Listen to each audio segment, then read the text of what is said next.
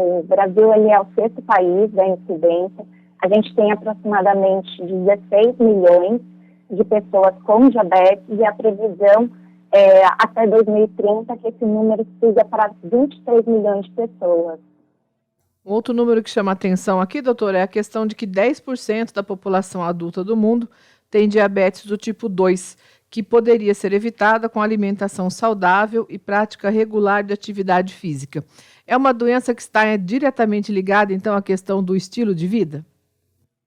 Sim, Carla, muito relacionada. Na verdade, a gente tem dados que de 90% a 95% eles são diabéticos do tipo 2. Essa porcentagem que você disse, na verdade, se refere ao diabetes tipo 1, que é quando o indivíduo ele tem a diabetes decorrente de sistema autoimune, né? Então o próprio corpo ataca as células que produzem insulina, mas o diabetes mais comum é o diabetes do tipo 2, e ele está totalmente relacionado com mudanças de estilo de vida. Então a sua prevenção e tratamento consiste principalmente em mudar a alimentação e a prática de exercício. Quando a gente fala sobre alimentação, doutora Juliana, quais são os erros que a gente comete no dia a dia em relação aos alimentos? Quais são os alimentos que oferecem mais riscos? Os alimentos que são mais prejudiciais, né, para o desencadeamento do diabetes é principalmente o consumo de carboidratos refinados, então como arroz, massas, biscoitos, né? O excesso de alimentos ultraprocessados também, então biscoitos recheados, massa de sorvete, sorvete em massa, na verdade, né? Entre outros, e também o excesso de gorduras na alimentação. São alimentos, pelo que a senhora está dizendo, doutora, são os alimentos que a gente acaba consumindo em grande quantidade no nosso dia a dia, né? No meio da correria aí dos compromissos, muitas pessoas recorrem aos industrializados. A ideia, então, é buscar produtos naturais. Perfeito, isso mesmo, cara. Na verdade, alimentos industrializados, né, eles podem fazer parte de uma alimentação, mas dentro de um contexto considerado saudável. Então, eles podem serem consumidos, mas de uma forma esporádica, que não faça parte da rotina desse indivíduo. A rotina básica é aquela que vocês costumam preconizar, né, que a gente ouve bastante, buscar aumentar aí o consumo de verduras, legumes, frutas. Esse é o caminho, doutora? Esse é o caminho, sim, Carla. E sempre que a gente pensar em alimentos, por exemplo, carboidratos simples, tentar aliar eles a algumas fibras, né? Então, de repente, trocar o arroz por um arroz integral, ou mesmo pão por um pão integral, ou fazer, por exemplo, pequenas alterações, como, por exemplo, incluir aveia, por exemplo, nas frutas, no seu café da manhã. Então, sempre aliar esses carboidratos, que a gente fala refinados, junto a alguma fibra, porque assim a gente vai ter uma melhora não só do diabetes, mas também da hipercolesterolemia, que é quando a pessoa tem aquele colesterol alterado. Quais são as situações, assim, os casos em que a pessoa deve procurar o atendimento médico? E o diabetes, ele tem sintomas? Ele dá sinais? Na verdade, é uma doença muito silenciosa, né? O indivíduo normalmente descobre através de um exame de sangue de rotina, ali pela quarta ou quinta década de vida, né? Mas o que a gente recomenda é que sejam feitos exames periodicamente. Então, ali depois dos 30, que vocês façam de 2 em 2 anos, depois de 40 anualmente, porque é a partir dos exames de glicemia de jejum e de hemoglobina glicada que é onde a gente tem a confirmação do diagnóstico do diabetes. Pode atingir crianças também, doutora? Pode sim, Carla, mas normalmente o diabetes que acomete as crianças são principalmente o diabetes tipo 1, que é quando a criança não produz níveis de insulina para que sejam absorvidos esses carboidratos. Então, crianças elas podem ter diabetes tipo 2, mas na maioria das vezes é o diabetes tipo 1 que acaba afetando e sendo diagnosticado nas crianças. A obesidade é um fator de risco nesses casos? Muito. A obesidade, ela contribui não só para o diabetes, mas também como outras doenças, né?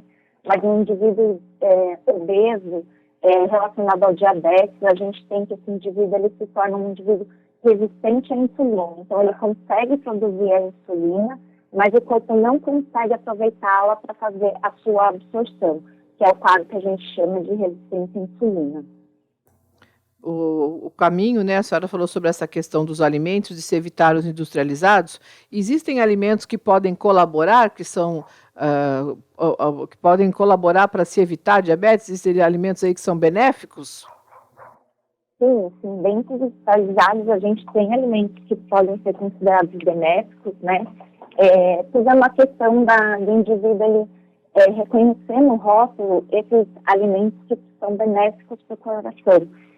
E para o diabetes. A gente recentemente, na data de 9 de outubro, foi instituída uma nova legislação sobre o rótulo de alimentos processados, e isso vai facilitar muito a vida do consumidor em relação às escolhas alimentares, porque no próprio rótulo vem descrito agora quais os alimentos são altos na quantidade de gorduras, açúcar e sódio.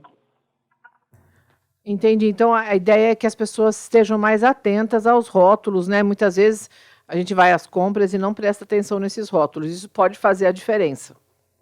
Total, pode fazer a grande diferença. Então, quando o indivíduo for escolher um alimento industrializado, é sempre importante estar ligado, atento, né, a esses aspectos, porque vai favorecer com que ele faça uma melhor escolha alimentar dentre os produtos disponíveis no mercado. E na alimentação do dia a dia, existem alguns produtos, eu vi alguma propaganda falando sobre peixes, castanhas, eles são benéficos? Extremamente, Carla, né? Então, peixes, alguns principalmente, como por exemplo a sardinha, salmão, a gente tem uma alta quantidade de ômega 3, que é uma gordura essencial para o nosso corpo, mas que nós não produzimos. Além disso, o indivíduo ele pode diminuir o consumo de gorduras saturadas, que são aqueles alimentos que estão presentes, por exemplo, na carne, a gordura aparente na carne, leite integral, né, que a gente sabe que tem uma importante fonte de gordura que vai contribuir para o acometimento não só do diabetes, mas também para o colesterol alterado. Então, e castanhas, lógico, é um alimento ainda que não é muito acessível à população, mas ele é extremamente benéfico por conter uma gordura que a gente fala que é uma boa gordura. Entendi. Existem, às vezes, algumas dificuldades devido ao custo dos alimentos, desses alimentos, não é, doutora? Sim, isso ainda é uma barreira que a gente encontra, né? Mas a gente pode ter opções, por exemplo, peixes. Eu sempre falo para o meu paciente, né, por que não consumir a sardinha, que é um alimento bem mais acessível do que, por exemplo, a carne, e ela tem grandes benefícios relacionados ao ômega 3. Então, é um alimento barato, prático de se fazer e cheio de benefícios para a saúde. Muito bem, nós estamos conversando com a diretora do Departamento de Nutrição da Sociedade de Cardiologia, doutora Juliana Cato, falando sobre diabetes. Tem uma pergunta aqui de ouvinte, doutora, em relação ao jejum intermitente, que ele poderia ajudar aí no combate, até mesmo quando o diabetes já está instalado no indivíduo. Isso é verdade? Na verdade, o jejum intermitente, ele tem que ser acompanhado por um profissional, né, já que muitas das pessoas fazem esse tipo de dieta errado, né, mas ele pode ter benefícios para diabetes, assim como para os outros indivíduos, né, por exemplo, ligados ao controle da obesidade, mas ele não é uma dieta que se beneficia por outra dieta, por exemplo, com restrição calórica. Então, ambas são consideradas benéficas, mas é claro que o jejum intermitente ele requer um acompanhamento mais próximo, né, do profissional, porque ele pode ter alguns efeitos colaterais, né? Então, por exemplo, o indivíduo ele vai começar a mobilizar gorduras que pode deixar o sangue de repente mais ácido, sendo extremamente prejudicial para a saúde. Então, a dica é sempre que faça um acompanhamento com um profissional para verificar qual seria a melhor dieta na rotina desse paciente. Muita gente também vem priorizando as proteínas na dieta, deixando os carboidratos de lado. Mas eles não devem ser cortados radicalmente da dieta? Não, de maneira alguma, Carla. O carboidrato é a nossa principal fonte de energia, então, principalmente, por exemplo, o cérebro, ele utiliza uma grande quantidade de carboidratos, cerca de 120, 150 gramas por dia. Quando a gente retira esses carboidratos da dieta, a gente pode ter malefícios ligados principalmente à mobilização de gorduras. Então, ele nunca deve ser excluído da dieta do indivíduo, por ser essa importante fonte de energia para o nosso corpo funcionar para as funções vitais, como, por exemplo, dormir, andar, comer. Então, todas essas funções, elas são dependentes do carboidrato da dieta. A ideia seria buscar aí os bons carboidratos. Quais seriam, doutora? A ideia é sempre buscar os bons carboidratos. É sempre ligado principalmente à fibra, Carla. Sempre que a gente conseguir associar o carboidrato a fibras, ele se torna um carboidrato melhor, porque ele é absorvido mais lentamente, né, do que, por exemplo, carboidrato simples. E isso faz com que a gente não tenha picos, por exemplo, de glicemia, que é quando a gente tem aquela glicemia muito alta no nosso corpo e que o corpo não consegue aproveitar esse carboidrato, né, aumentando, assim, os níveis de glicemia e piorando quadros de diabetes. A senhora falou, nós estamos conversando aqui sobre a prevenção, né, doutora? Para evitar que o diabetes se instale. A partir do momento que ele se instala, aí essa questão com a alimentação passa a ser ainda mais importante, esse olhar atento? Na verdade, eu acredito que não, Carla. Eu acho que tanto para prevenção quanto para tratamento, a alimentação ela deve ser considerada, né? Porque na prevenção, a gente vai fazer com que aquele indivíduo tenha uma alimentação mais saudável para que não desencadeie o aparecimento do diabetes. E quando a gente já tem diabetes instalados, o tratamento ele consiste também em mudança de estilo de vida, né? Então, com uma dieta considerada saudável, alimentos considerados saudáveis e práticas de exercício físico. Essa premissa ela é importante não só para a prevenção, mas como tratamento e assim para outras doenças que estão ligadas também ao diabetes. Uma outra pergunta aqui, doutora. Fatores emocionais influenciam no aparecimento do diabetes? Na verdade, a gente tem alguns estudos que mostram que sim, né? Porque quando a gente tem alterações ligadas ao estresse, a gente pode ter um desencadeamento de um processo mais inflamatório, e esse processo inflamatório ele pode prejudicar, por exemplo, diabetes do tipo 2. Então, a pessoa que tem esses distúrbios relacionados emocionais, né, ou mesmo a muito estresse, ele pode sim ajudar no desencadeamento e na piora do quadro do diabetes. Para encerrar, alguma recomendação a mais que a senhora gostaria de deixar para os nossos ouvintes, os nossos internautas? Sim, Carla, atualmente a Sociedade de Cardiologia do Estado de São Paulo, ela tem publicado e-books gratuitos sobre diversas patologias, diversas doenças, né? Esse projeto ele chama Diálogos com a Nutrição, e esse mês nós lançamos um e-book relacionado ao consumo de gorduras e à saúde cardiovascular.